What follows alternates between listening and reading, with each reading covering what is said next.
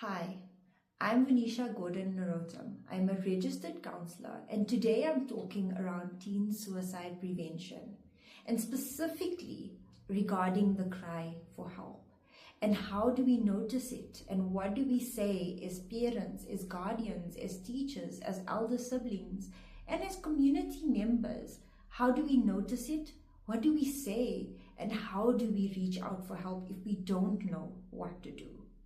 So a lot of the times, teens might mention that they don't want to be in this space anymore. They don't want to live in this world anymore. They don't want to exist in this space. And that can be very hard to hear as a loved one. But what can we do? What can we do? We can have a conversation.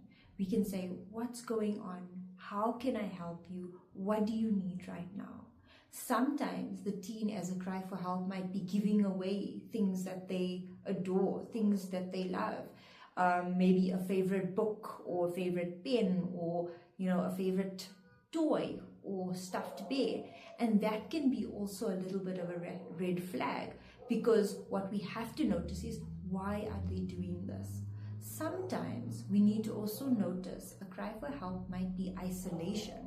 It might be them staying in their room for long periods of time, not wanting to connect or interact with loved ones.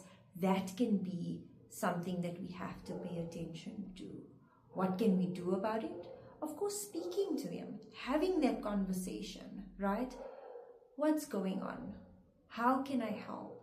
Is there something the matter? Those are sentences that we can use. But how do we make it,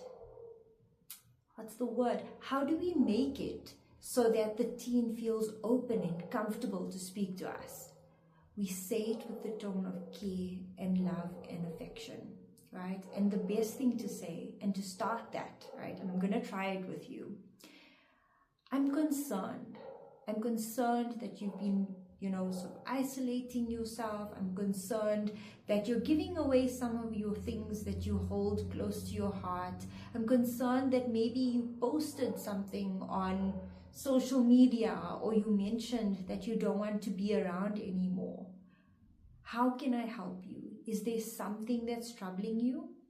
Often starting this conversation can be the hardest point. What we can do to help as SADAG, right, is that we can be there to help you manage that conversation.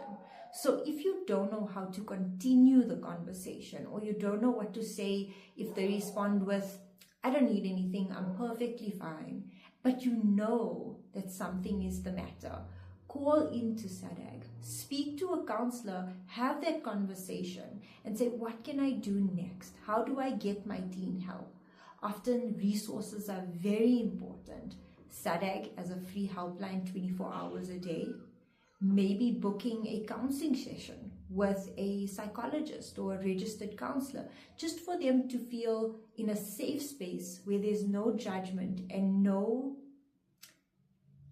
I don't want to say no consequences, but a safe space for them to sort of unpack what they might be struggling with. Maybe they're nervous to mention it to a parent. Maybe they're nervous to mention it to someone outside because maybe these thoughts are in their mind. Those are some of the things that we can do.